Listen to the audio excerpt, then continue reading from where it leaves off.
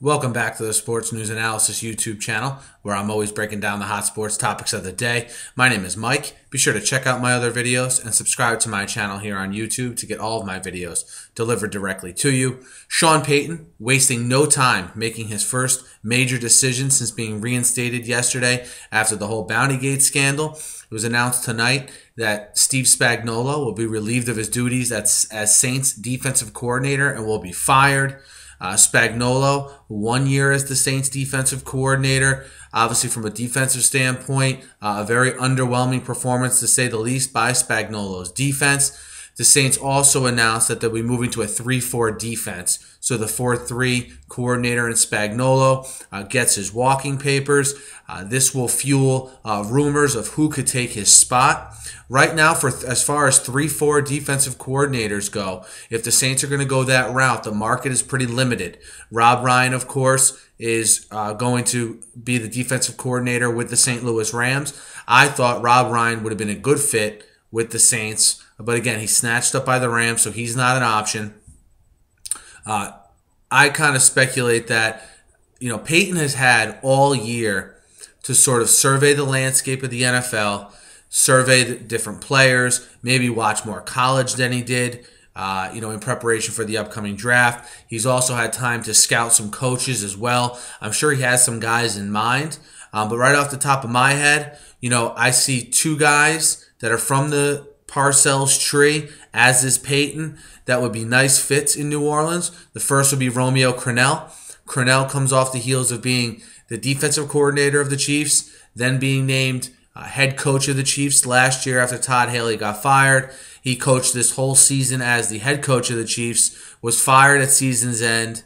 I think he would be a safe fit there to run a 3-4. He's good. He's a good teacher. He'd be good at installing the defense, teaching the fundamentals of the defense. So I think that would be a good hire.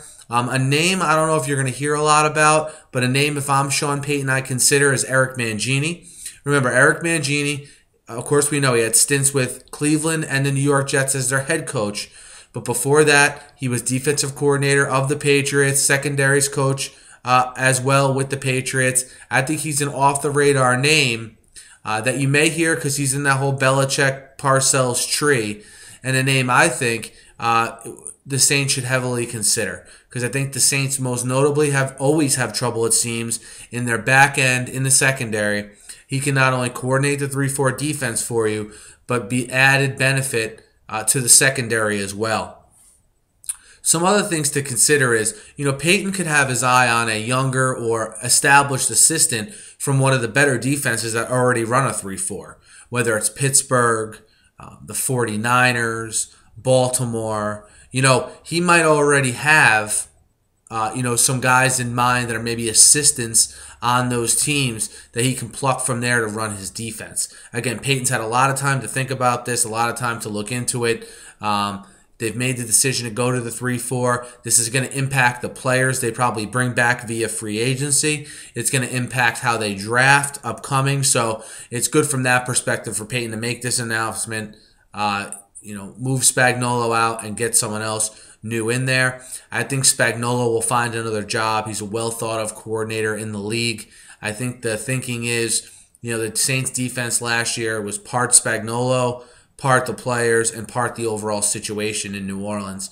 One thing you'll probably see, though, definitely, is you probably have seen Jonathan Vilma play his last game as a New Orleans Saints player. Remember, how he ended up on the Saints in the first place was when Eric Mangini became head coach of the Jets. He wanted to move to a 3-4, and Vilma doesn't really fit that defense well because he's kind of a small middle linebacker.